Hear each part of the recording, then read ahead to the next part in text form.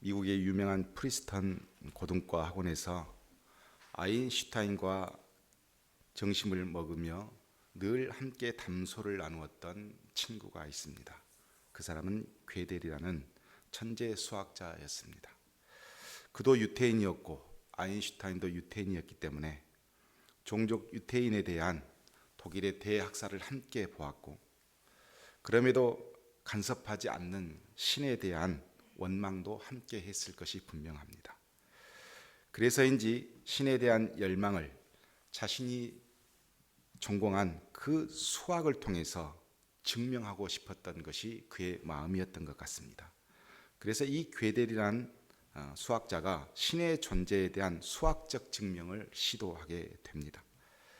그는 책에서 모든 긍정성을 가진 존재로 신을 정의해 놓고 5가지 공리, 그리고 3개의 정의, 2개의 정리를 통해서 신의 존재를 증명해 냈습니다. 괴델은 30년 이상 연구했던 이 증명에 대해서 매우 흡족해 했고, 그리고 나서 그는 이런 결론을 내렸습니다. 실제로서의 신은 존재한다. 그리고 신에 대한 우리의 인식은 불완전하다. 이런 결론을 내리고 책을 끝냈다고 합니다. 왜 좋은 머리를 가지고 이런 시간 낭비로 보이는 일을 시도했을까? 이유는 딱 한 가지입니다. 자신의 존재에 대해서 알고 싶었기 때문입니다. 나는 누구인가? 나는 어떤 사람인가에 대한 끝없는 물음에 자신이 가지고 있는 지적인 모든 통로를 다 동원해서 몸부림쳐서 이것을 증명해보고 싶었던 것입니다. 인간은 내가 누구이기에, 내가 어떤 사람이기에 대한 물음이 스스로 답할 수 있을 때 자신의 삶을 주도적으로 결정하고 나아갈 수 있습니다. 그리스도인들도 마찬가지입니다. 내가 누구인지에 대해서 스스로 답할 수 있을 때 확고한 믿음을 통한 주님과의 동행하는 삶이 가능해집니다. 오늘 본문을 통해서 나는 하나님 앞에서 어떤 존재인지, 어떤 사람인지를 답할 수 있는 시간이 되기를 원합니다. 바울은 지금 로마 감옥에 있습니다. 이 고난을 두고 빌립보 교회의 어떤 사람들은 분쟁을 일으켜서 바울이 전한 복음은 실패한 복음이고, 바울은 성령의 역사에 힘입어 지금까지 전도했다고 하나 결과적으로 봤었을 때 이것은 성령의 역사가 아니다 라고 생각했던 교회 지도자들이 있었습니다. 그러나 바울은 자신의 고난은 성령의 도움을 통한 그리스도에게서 온 고난이라는 것을 분명히 밝히면서 이것을 지금의 상황이 아닌 미래적인 상황으로 이 상황을 바꾸어서 해석해냈고 선포합니다. 그리고 지금의 자신의 고난은 복음의 진보를 가져올 것이라는 것을 확실하게 증명합니다. 그리고 나서 기뻐하고 있고, 지금 내가 고난을 받고 있으나 나는 지금 기뻐하고 있을 뿐만 아니라 앞으로도 계속 기뻐할 것이다 라고 선포를 하게 됩니다. 그리고 나서 오늘 본문 19절에 이렇게 고백합니다. 이것이 너희의 간구와 예수 그리스도의 성령의 도우심으로 나를 구원에 이르게 할 줄을 아는 거로 라고 말하고 있습니다. 이것은 고난을 말한 것인데, 바울은 고난이 빌립보 교인들에게는 기도하게 만들었고, 그리고 성령의 도우심을 얻도록 하였기 때문에 고난이 자신을 구원에 이르게 할 것이다 라는 것을 확신하고 있습니다. 자신에게 닥친 이 고난이 구원으로 이르게 될 것이라는 이 확신은 그냥 바울이 교인들을 위로하기 위해서는 한 확신이 아닙니다. 20절과 21절에 그 확신에 대한 근거를 이렇게 설명하고 있습니다. 나의 간절한 기대와 소망을 따라 아무 일에든지 부끄러워하지 아니하고 지금도 전과 같이 온전히 담대하여 살든지 죽든지 내 몸에서 그리스도가 존귀케 되게 하려 하나니 이는 내가 사는 것이 그리스도니 죽는 것도 유익함이라. 내게 사는 것이 그리스도니 죽는 것도 유익하다. 살든지 죽든지 그리스도가 존귀케 되는 것이 자신의 삶의 목적이기 때문에 자신은 죽든 살든 아무 상관이 없다는 겁니다.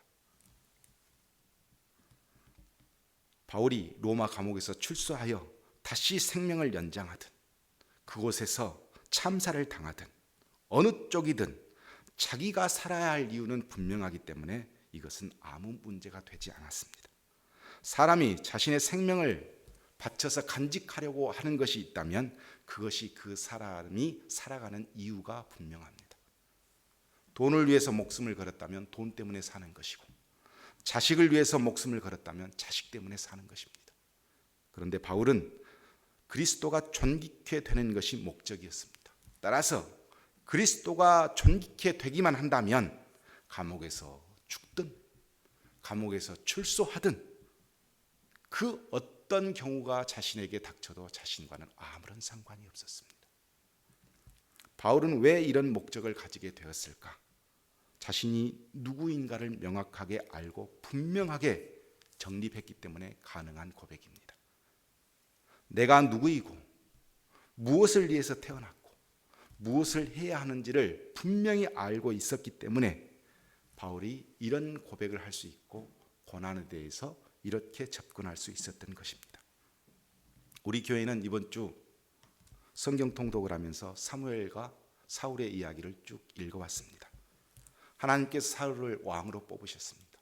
사울을 왕으로 뽑은 이유는 딱 한 가지, 하나님이 주인 되심을 사울을 통해서 백성들에게 선포하기 위해서고, 이 사울은 왕이 되어 하나님과 백성 사이에 끼어서 하나님이 주인 되심을 역사를 이루어가는 것이 왕의 역할입니다.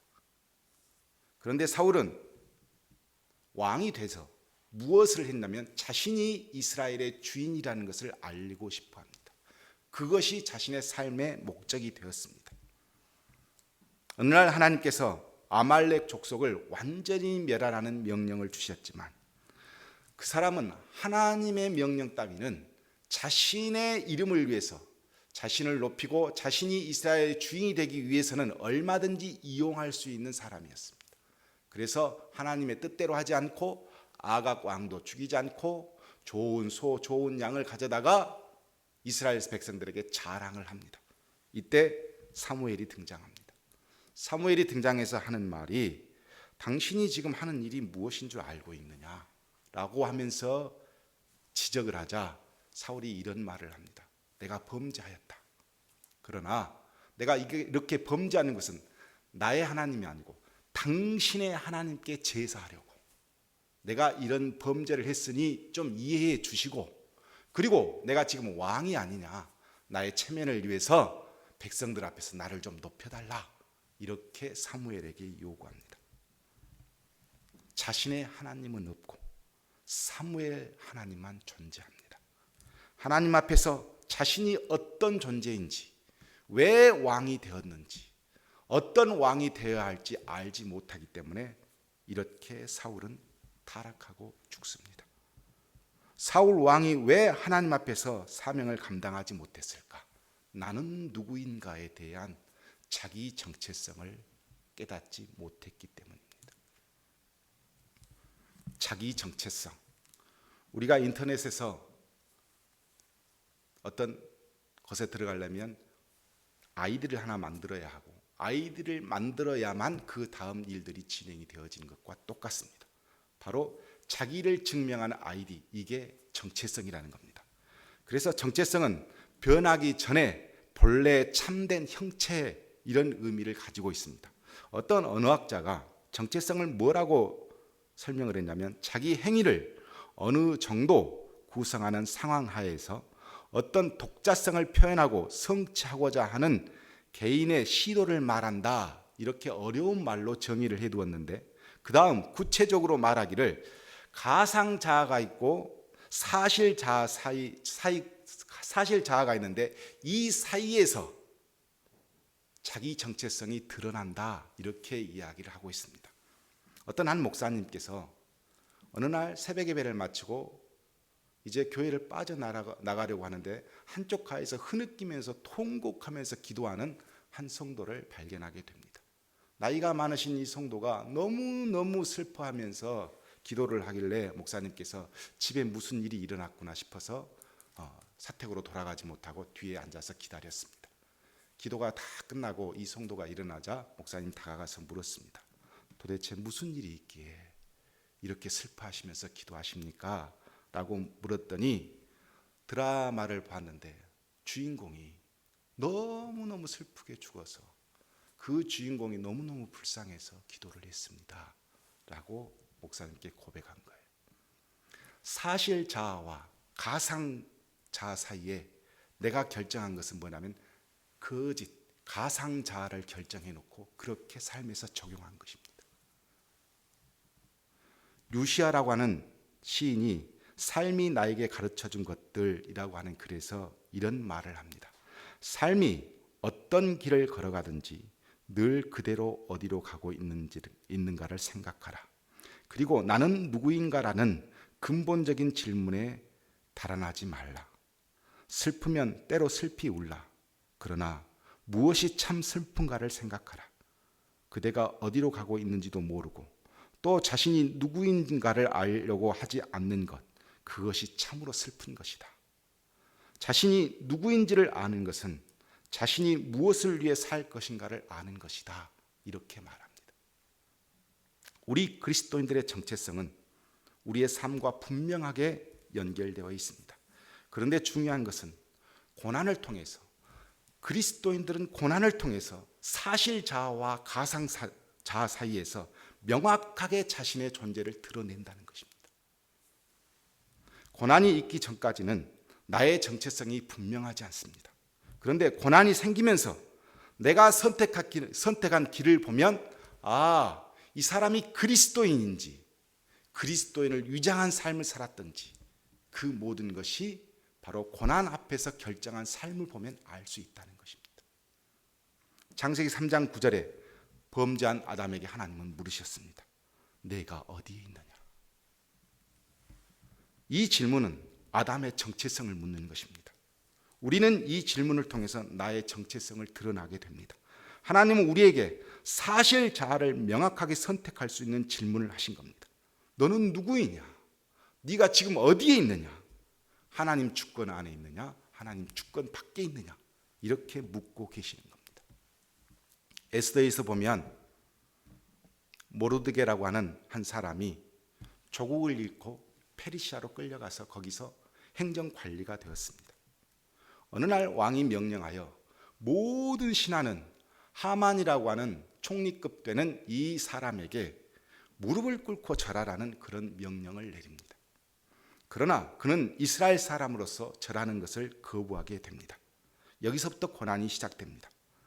이때 그가 페르시아의 왕의 명령을 받아서 행정관리로서 하만에게 무릎 꿇고 살 것인지 아니면 하나님의 율법을 자신의 신앙으로 삼아서 절대로 하나님 외에 어떤 사람에게도 무릎 꿇지 않을 것인지 사실자아와 가상자아 사이에서 결정해야 하는 상황이 이르게 됩니다.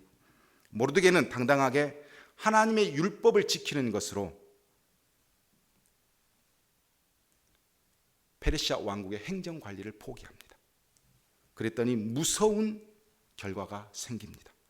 유대인 전체가 한 시간에 함께 참사를 당하는 그런 비참한 통보를 받게 됩니다. 이 문제를 가지고 있던 이 모르드게가 이제 이 문제를 에스더에게 전달합니다. 에스더에게 뭐라고 하냐면 네 정체성을 이제 밝혀라 라고 요구를 하면서 이렇게 말합니다. 이때에 내가 만일 잠잠하여 말이 없으면 유다인들은 다른 데로 말미암아 노임과 구원을 얻으려니와 너와 내 아버지 집은 멸망하리라. 내가 황후의 자리를 얻는 것이 이때를 위함이 아닌지 누가 알겠느냐? 이렇게 묻습니다. 네가 둘 중 하나를 선택해라. 페르시아의 황후로 살 것인지 하나님의 백성으로 살 것인지 이 고난 앞에서 네 정체성을 밝혀라 라고 요구합니다. 에스더가 고민했습니다. 어떤 것을 사실자아로 선택할 것인지. 그리고 답합니다. 당신은 가서 수산에 있는 유다인들 다 모으고 나를 위하여 금식하되 밤낮 3일을 먹지도 말고 마시지도 마소서. 나도 나의 시녀와 더불어 이렇게 금식한 후 규례를 어기고 왕에게 나아가니 죽으면 죽으리이다. 죽으면 죽을 것이다 라고 하면서 페르시아의 황후가 아닌 이스라엘 백성으로 살기를 선택합니다. 이것이 자신의 정체성을 밝히는 결정이 되어집니다. 그랬더니 결과는 하나님께서 이끄시는 이스라엘 백성의 승리를 이 두 사람에게 맛보게 해 주셨습니다. 고난은 이렇듯이 우리에게 정체성을 알게 합니다. 내가 누구인지, 그래서 어떤 삶을 결정할 것인지. 자신이 누구를 알고 있는 사람은 살든지 죽든지 바울처럼 그리스도의 이름이 존귀케 되는 것, 이것이 목적이 되어집니다. 그래서 삶과 죽음을 초월한 인생을 살게 되는 것입니다. 22절과 24절에 자신의 삶과 죽음을 이렇게 소개하고 있습니다.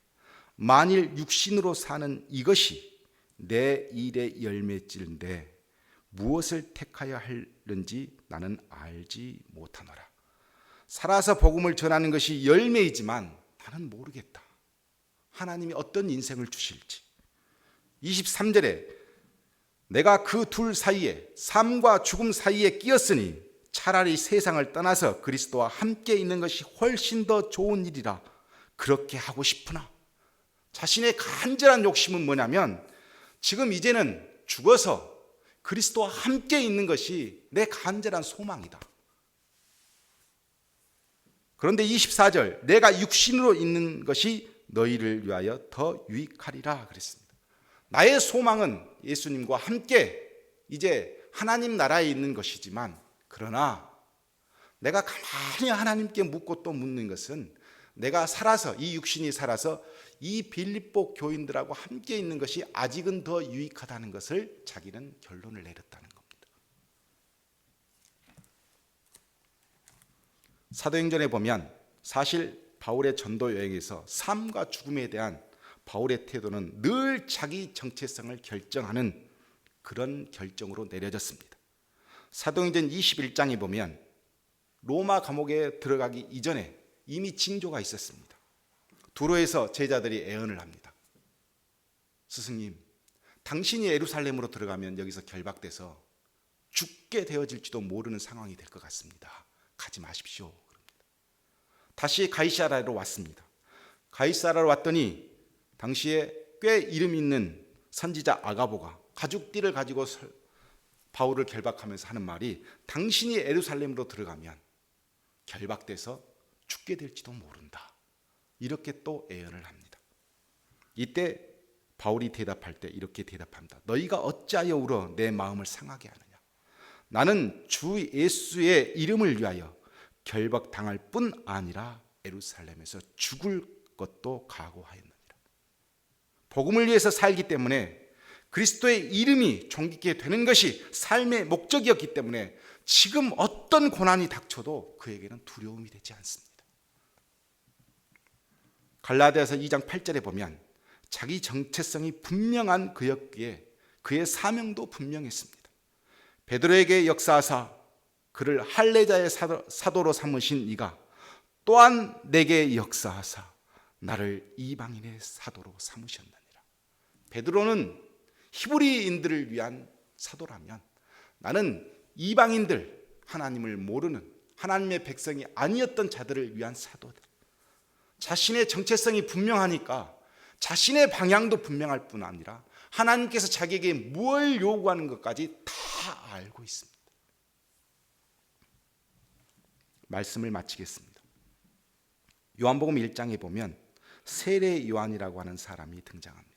당시 이스라엘 백성에게는 로마의 식민지 하에 있습니다. 그래서 이스라엘 백성들은 늘 기도할 때마다 하나님께서 약속하신 메시아를 우리에게 주시면 이 메시아가 이 땅에 오셔서 다윗이 누렸던 그 영광의 기쁨을 우리에게 주실 것이다. 이런 늘 애언서에 기록되어진 내용들로 가득 차 있습니다. 그런데 세례 요한이 사람이 등장하더니 마치 메시아와 같은 설교를 하기 시작합니다. 그래서 사람들이 세례 요한을 주목했습니다. 그 중에 요한과 안드레라고 하는 나중에 예수님의 제자가 되었던 이 두 사람이 이 세례 요한에 감동되어서 세례 요한의 제자가 되었습니다. 제자가 되어서 형 베드로에게 그리고 친구 빌립에게 이 세례 요한을 소개했더니 이들도 그런 사람이 있냐 하면서 저 북쪽 갈릴리에서 남쪽 유다까지 내려와서 세례 요한이 말씀을 선포하는 집회 장소까지 내려올 정도였습니다. 모든 사람이 세례 요한을 주목했습니다. 지금의 국회라고 할 수 있는 공회에서도 이 사람이 발언하고 행동하는 것이 보통 사람의 모습이 아니다. 혹시 이 사람이 어떤 사람인가를 우리가 알아보자 해서 사람을 파견했습니다. 파견해서 물었습니다. 혹시 당신이 우리가 기다리는 그 메시아 아니냐? 라고 했더니 아니라고 합니다. 그러면 당신은 엘리야냐? 아니라고 합니다. 그러면 당신은 선지자냐? 그것도 아니라고 합니다. 그럼 당신은 무엇이냐? 라고 물었더니 나는 광야에서 외치는 자의 소리다. 이렇게. 이사야라고 하는 선지자가 메시아가 오실 그 징조 중 하나로 광야에서 외치는 자의 소리가 있을 것이다. 이렇게 예언한 그 내용 그대로를 이 세례 요한이 자기의 정체성으로 갖고 설명해 줍니다. 그러면서 하는 말이 나는 메시아의 신발끈을 노예 이하의 계급들이 하는 신발끈을 메고 조이는 일을 했던 그 사람처럼 나는 메시아의 신발끈 풀기도 감당할 수 없는 사람이다. 이렇게 자신을 이야기합니다. 나중에 예수님을 만나게 되어지고 자신을 따르고 있는 요한과 안드레를 불러서 나를 따르지 말고 예수를 따라라. 예수님의 제자로 보냅니다. 그리고 하는 말이 나는 망해야 하고 예수님은 흥해야 한다. 이렇게 이야기합니다. 그리고 처형되었습니다. 자기가 누구인지 아는 사람은 절대로 고난에 대해서, 고난의 결과에 대해서, 삶과 죽음에 대해서 아주 자유롭습니다. 바울은 25절과 26절에 이렇게 말합니다. 내가 살 것과 너희 믿음의 진보와 기쁨을 위하여 너희 무리와 함께 거할 이것을 확실히 아노니 내가 다시 너희와 같이 있으므로 그리스도 예수 안에서 너희 자랑이 나로 말미암아 풍성하게 하려 함이라. 바울은 기도했습니다. 그리고 로마 감옥에서 깨달았습니다. 하나님께서 나를 여기서 죽이지 않고 이제 출소시켜서 이 빌립보 교인들을 만나게 해주실 것이라는 것을 알게 되었습니다. 그래서 빌립보 교인들에게 내가 너희와 함께 할 것이고 너희가 함께 할 때 그 기쁨을 나눌 수 있도록 하나님께서 해주실 것이다. 이렇게 설명하는 것입니다. 실제로 바울은 로마서 마지막에 보면 바울은 자신이 늘 하나님께 기도했던 내용이 있습니다. 세상 끝까지 내가 가서 복음을 전한 후에 죽게 해주십시오. 이런 기도를 했던 것 같습니다. 그래서 로마 감옥에 갇혀 있으면서도 그는 보는 것이 있었습니다. 세상 끝이었습니다. 그 당시 사람들이 가지고 있는 세상 끝은 스페인이었어요. 서머나 스페인까지 내가 가서 복음을 전해야 된다. 그 마음을 항상 가지고 있었습니다. 그것도 감옥 안에서. 실제로 61년과 63년 3년이라고 하는 기간이지만 실제로 보면 2년 좀 넘는 그 기간 동안 로마 감옥에 연금되온 후 근위대장 브루스 주도로 인해서 이 재판이 열리게 되었고 재판이 열려서 그는 출소하게 되어지고 빌립보 교인들을 만나게 되어집니다. 그리고 출소하자마자 63년부터 66년까지 3년간 자신의 제자 디모데와 디도를 데리고 4차 전도 여행을 떠났는데 우리 성경에는 없지만 교회사 안에서는 그가 스페인과 함께 동방, 마게도니아 이런 지역을 다니면서 다시 전도를 했고 자기가 세운 소아시아 교회를 돌보고 나서 다시 67년 전도를 시작한 3년이 조금 넘어서 다시 그는 감금이 되어지게 됩니다. 그리고 그는 감금되어서 이제는 내가 죽겠구나 하는 것을 깨닫게 되어지고 그래서 디모데 후서를 마지막으로 유언을 기록해서 디모데에게 보냅니다. 그리고 네로에게 참수를 당합니다. 바울은 고난을 통해 자기 정체성을 분명하게 정리합니다. 그리고 승리합니다. 그리고 났더니 하나님께서 어떤 사명으로 자신을 이끌어 가신지도 알게 되었습니다. 그래서 그 사명까지 다 이루었습니다. 고난이 닥칠 때 사실 자아를 선택하고 이런 결과가 우리 인생에서 비참합니까? 절대 그렇지 않습니다. 본문 23절에 바울이 마지막까지 고대했던 것은 그리스도와 함께 있을 욕망이었습니다. 바울은 고난을 받을 때 그것을 욕망을 갖고 내가 언젠가 그리스도와 함께 지낼 것이다. 오직 그것만 사모하면서 모든 고난들을 다 이겨냈습니다. 그랬더니 그가 그렇게 사모했던 그리스도와 함께 있을 욕망을 67년 토굴에 감금되어 네로에게 참사를 당하는 그날 이루어진 것입니다.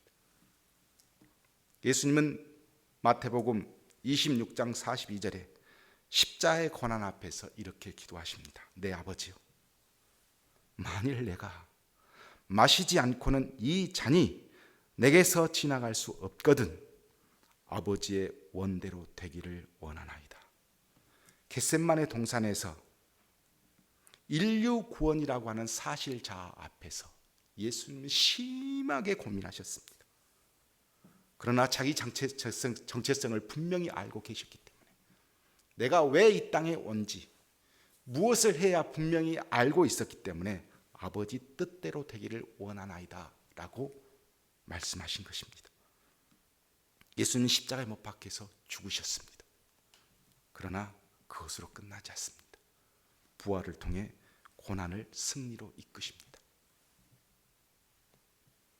우리가 받고 있는 지금의 고난을 두려움과 고통으로 여기지 않고 이 기회에 내가 그리스도인으로서 내 정체성을 밝히겠다. 가상 자아가 아닌 사실 자아를 선택해서 내가 그리스도인이 어떤 것인가를 하나님 앞에서 보이겠다라고 하면 그 그리스도인이 무너집니까? 저주가 됩니까? 절대 그렇지 않습니다. 하나님은 그 사실 자아를 선택한 우리에게 하나님의 영광을 주시고 그 선택으로 인해서 그리스도가 존귀케 되도록 인도하여 주셔서 결국은 우리 모두가 하나님 앞에 복된 인생이 되는 것입니다. 살든지 죽든지 그리스도의 이름이 존귀케 되기를 원했던 바울의 목적이 저는 우리들의 목적이 되어야 한다고 믿습니다. 우리 가정의 선택이 되어지고 우리 교회의 선택이 되어질 때 우리는 고난 앞에서 아주 자유로운 인생을 살 수 있습니다. 그런 성도가 되기를 축복합니다.